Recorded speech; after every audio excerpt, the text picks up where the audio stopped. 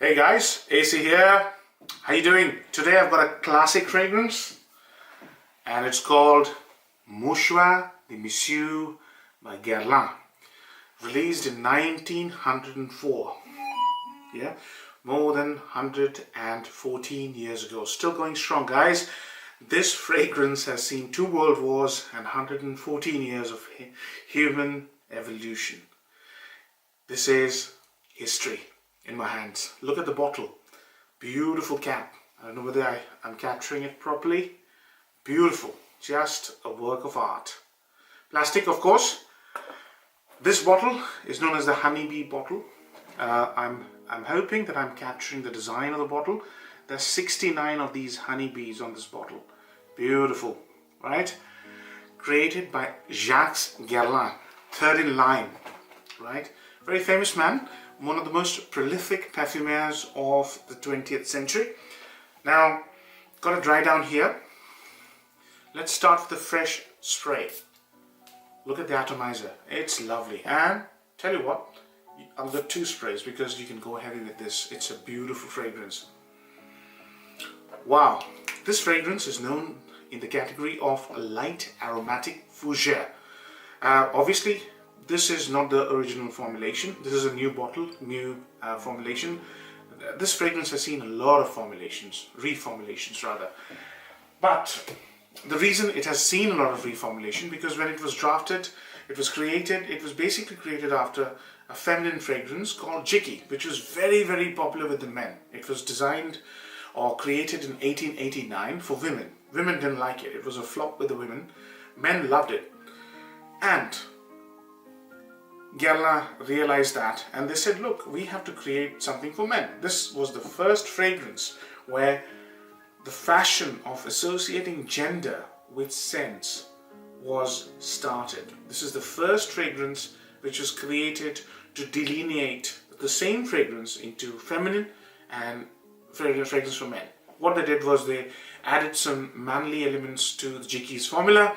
Jicky was basically based on a beautiful lavender execution. They added some manly bits. So the manly bits were civet and oak moss. Oak moss was one of the favorite subjects of Jacques Guerlain.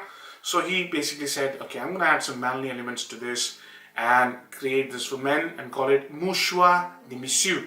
In French, mouchoir translates to tissue. So Mouchoir de Monsieur loosely translates to gentleman's handkerchief. The tradition of those days was you would basically spray it on your handkerchief, put it in your glove, go into the evening, meet a girl. If you really like her, you would leave that handkerchief as a souvenir. Yeah? Your memory with her. That was the tradition. We're talking about 114 years ago. A lot of sophisticated manners existed then.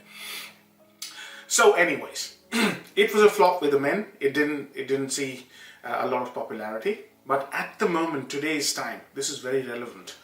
You know, I've read some online reviews about this fragrance and they call this dandy-esque. Nothing could be further from the truth. This is anything but dandy. This is basically a very sophisticated, charming and elegant fragrance.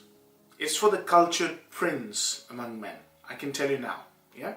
And, you know, if you like fragrances which are old-fashioned, like this one here, this gets a lot of hate, man. Have you ever tried this fragrance? This Hugo Boss No. 1 is probably the best Hugo Boss fragrance ever created. And this gets a lot of ill-informed decisions from people. I suggest you try this. Honey Tobacco. Yeah? Beautiful, beautiful 80s fragrance. Very relevant today, you know, if you're looking for a manly scent. But anyways, let's get to Mouchoir de Monsieur. How does it start off? It starts off with every note listed in the top and the middle. So what are the notes? The notes are lavender, because it borrows from Jicky. Beautiful, very well executed lemony bergamot, synthetic, not natural bergamot. And lemon verbena. Yeah, it may divide opinion, but you know, lemon verbena, it does a beautiful lemony green note. It has this green facet. So this is basically how it starts off. Is the lavender isn't industrial type lavender. It's a very nice herbal floral lavender. floral emphasis on this fragrance is 50%. So half of the fragrance life is floral, but doesn't mean it's girly floral, it's a manly floral. Wow, man. The beginning of the fragrance has got this herbal, beautiful lavender with lemon verbena, greenish lemon, and bergamot, slightly synthetic, not natural bergamot that you get, let's say, in Silver Mountain water. Not that kind of bergamot. The fragrance quickly develops in about 15 minutes time into its heart. The heart of the fragrance, as I said, it's basically a light aromatic fougere. Fougères normally have a floral heart. Rose, jasmine, neroli. That's why the fragrance is fresh and manly. Why manly? Because the base of the fragrance turns quite a bit. This is about 2 hours dry down. It turns quite a bit, loses all its exuberance of floral freshness and comes into a manly zone, but still very sophisticated.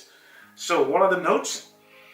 It's got a warmth of amber, it's got cinnamon, spicy cinnamon, and oak moss. Oak moss, as you know, gives this 80s fragrance are famous for oak moss because it has this earthy, foresty dampness to it. This has no dampness, but a lot of rooty spiciness, like parsnips. If you snap open a parsnip, you get a spicy, rooty smell. That's what is there here. So that's the dry down. So this development is very nice and easy. Lovely lavender with some green notes and some lemoniness. Then floral comes into play.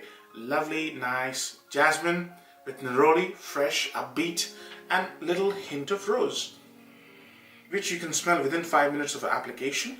And then it goes into a manly sort of a dry down with all these elements there. Lavender is there, jasmine is there, a little bit of rose is there, but it's got some warmth of amber, and of course some moss, which some musk. So little manly. I wouldn't say this is like an 80s fragrance. This has been modernized so beautifully by Guerlain. This is very relevant today. So let's talk about the pros and cons. Number one pro. This fragrance is a modern take on a very classic formula. It's been modernized.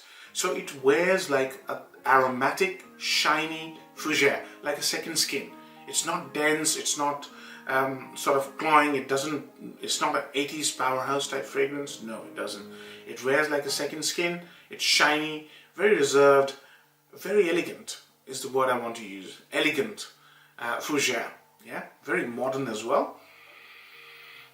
I like it. In fact, I love it. The second pro of this fragrance is it's got this elegant style about itself. You know, it makes a statement which it doesn't go and scream out to everybody. It just stays close to you, and anybody in your friend circle, in your scent bubble will be able to experience this. It's a very elegant kind of a versatile scent. You can wear this to work. You can dress it down a bit. Should be fine. Don't wear this in evenings because it doesn't go well in evening time. The third pro about this fragrance is that how it actually marries tradition with modernity. Yeah, I was expecting, when I bought this, I was expecting it to be an old-fashioned, dated kind of a scent. Well, I've learned a lesson here. Don't judge a book by its cover, right? This and you know what is dated. If a scent made in the 70s is dated, then rose has been around for 5,000 years of human history. Do we call the scent of rose dated? We don't. A perfume is a perfume. It's done and executed in a style which is set back in time, and we can call it dated. I think it's a misnomer. It shouldn't be used. So, the third pro, in my opinion, is how it's been modernized. It's kept the key concepts intact, but it's been given a modern twist. So it's very relevant today. And you know what? There is not a single review of this fragrance on YouTube. That's why I'm calling it an exclusive review, right? Why? I don't know why. There's only one short review, and that doesn't do any justice to this fragrance. It doesn't. Okay? So let's talk about cons. The biggest con, the biggest downside of this fragrance is that this fragrance should not be worn in any other weather than cold weather. Reason being, the dry down actually gets a civet-like smell in hot weather. And literally, you'll smell it. It's like cat piss. Do not wear this fragrance when it's hot. It doesn't work in hot weather. Number two downside, performance. This is a light fragrance. So anywhere on your skin, it evaporates in about 4 hours. If you keep it under your shirt, and you can go heavy. 6 sprays under your shirt, you'll smell it till your next shower. So the notes are such, it's very effervescent. It just evaporates, right? So the best way to wear this fragrance is on your shirt. And it was designed to be sprayed on a fabric, yeah? Mouchoir, tissue. So I think this fragrance should be worn on your shirt. It works best if you wear it on your shirt. You can obviously supplement it with a couple of sprays under your shirt. Off you go. So let's talk about occasions, age groups, that kind of stuff, and performance obviously. So normally I get about 1 hour of projection. So let's talk about performance first. Projection, about an hour of projection if you put it on your shirt, and then it stays closer. But every time you move, you will smell it if you keep it under your shirt. That means it's got lovely sillage, and that comes from good quality materials. Yeah, and it's Guerlain. You don't have to even think twice. Guerlain quality. That's the performance side of things. Occasions. I think this is a winter daytime fragrance. Autumn maybe, but as long as the temperature is not above, let's say 10 or 15 degrees. Anything above that would be too much, and you will start smelling the civet-like note. Another important thing, when it's slightly warmer, at the moment it's about 2 or 3 degrees here in the UK. When it's slightly warmer, let's say 7, 8 degrees or maybe even 10, the beginning of the fragrance has this beautiful fennel-like smell. Fennel is not in the note pyramid, but it smells like fresh fennel. It's beautiful, guys. The opening is just amazing. And the other thing is occasions, you can dress it up and dress it down. Yeah, but it suits best during winter daytime. And especially when you're struggling with just heavy, woody, leathery scents, here is a savior.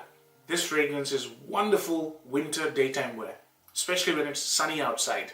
Yeah, beautiful. Now, age groups. The way the scent is, that's been modernized. Anybody can wear this as long as they have a mature personality and a quieter personality. If you're looking for a screamer, you're better off with the modern fragrances.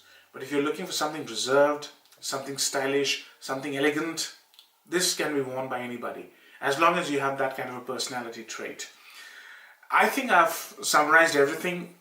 Bearing in mind this is a very old formula which has been modernized and has got so many nice things about it, I'd give it a 7 out of 10.